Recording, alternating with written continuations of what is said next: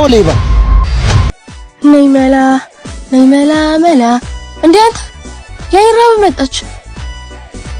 ምን ዋጋ አለው እሷ ቅባት ይልጥጥ ልጅ ልትወቀኝ እንኳን እኮ አትፈልግም እቺ ነገር እኔ ፊክስ ላድርጋት እንዴ እንዴት አንዴ ቃሽ መጣ ወይኔ እናት አንዴ ቀመጣውሽ